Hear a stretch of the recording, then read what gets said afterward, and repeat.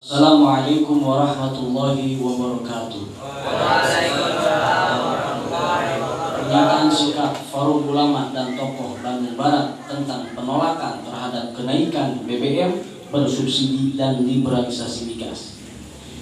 Berdasarkan ketetapan pemerintah terhadap kenaikan BBM pada hari Sabtu tanggal 3 September 2022 yang telah resmi diumumkan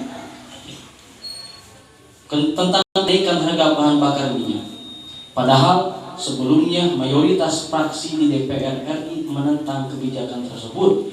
Dari 9 fraksi yang ada di DPR, 6 fraksi menyatakan penolakannya jika BBM dinaikkan, yaitu Gerindra, PKS, Demokrat, Golkar, PPP, PKB. Sementara fraksi PAN, PDIP menyatakan abstain, dan hanya Nasdem yang setuju terhadap rencana kebijakan kenaikan harga BBM.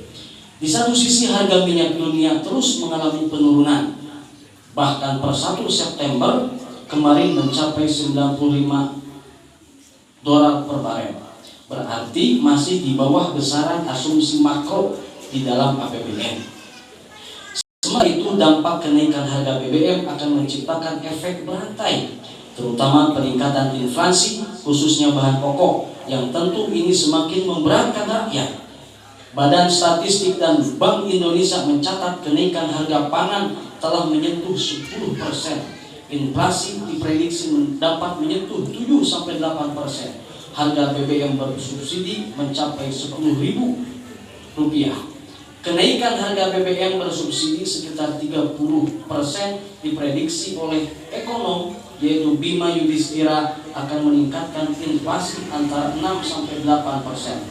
Adanya inflasi tentu akan menurunkan daya beli rakyat. UMKM akan terdampak dan berisiko bangkrut. Gelombang PHK akan menerjang dan akibatnya pengangguran akan semakin meningkat dan pada akhirnya akan meningkatkan angka kemiskinan.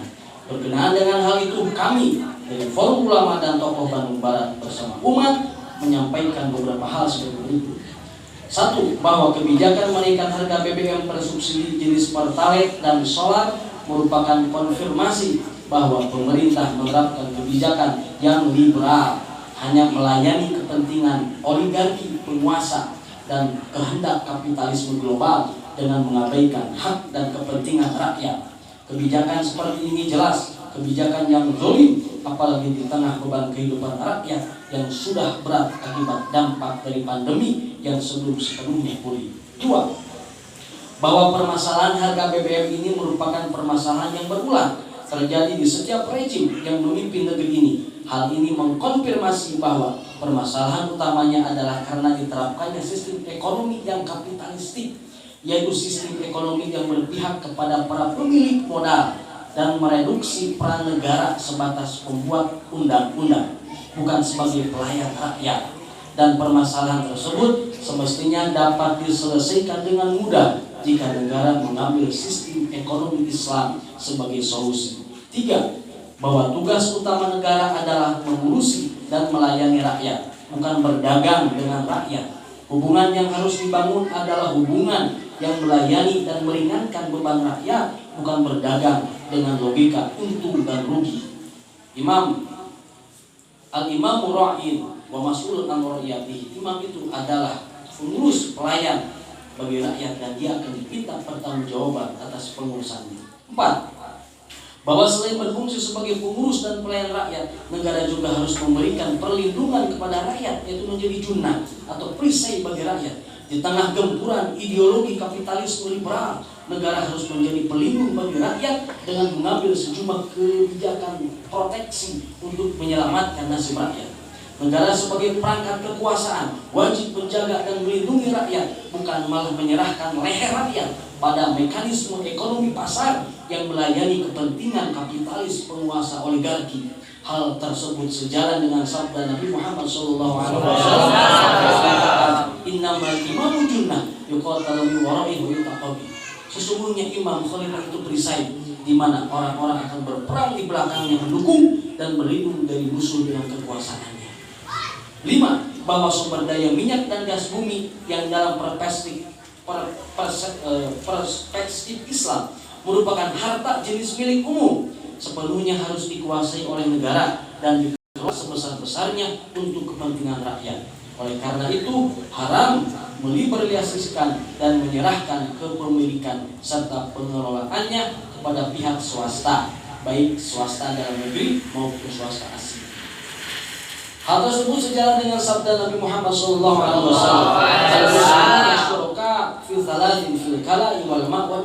Kaum muslim berserikat dalam perkara, yaitu padang, rumput, air, dan api. Oleh karena itu, kami menyampaikan pernyataan sikap dan tuntutan sebagai berikut. Pertama, menuntut kepada Presiden, Bapak Presiden Republik Indonesia selaku pemegang visi dan misi pemerintahan untuk membatalkan kenaikan harga BBM bersubsidi jenis Pertalite dan solar dengan alasan apapun. Di akhir periode kedua jabatannya, Pak Presiden Jokowi harusnya menorehkan warisan berupa pelayanan terhadap rakyat, bukan sebaliknya malah mendolimi rakyat. Kedua, menuntut kepada Bapak Presiden Republik Indonesia untuk segera mengambil alih kepemilikan seluruh sumber daya minyak dan gas bumi di Indonesia karena terkategori barang milik umum. Selanjutnya, mengelola dan memanfaatkan seluruh kekayaan alam tersebut untuk sebesar-besarnya kemaslahatan dan kemakmuran rakyat.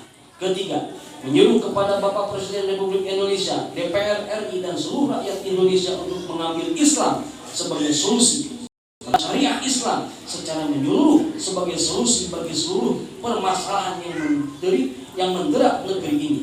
Dengan menerapkan Islam secara kafah, pemerintah Indonesia akan dapat melayani rakyat dengan baik dan melindungi negara dari kejahatan sistem ekonomi kapitalisme liberal yang melakukan penjajahan ekonomi kepada seluruh umat dan bangsa Indonesia. Demikian pernyataan sikap ini disampaikan dan semoga menjadi masukan dan dijadikan dasar dalam pengambilan kebijakan dalam pengelolaan sumber daya energi di negeri ini. Bandung, Kabupaten Bandung Barat,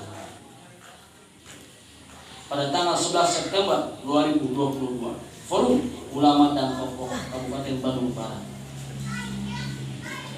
Demikian, terima kasih. Wassalamualaikum warahmatullahi wabarakatuh.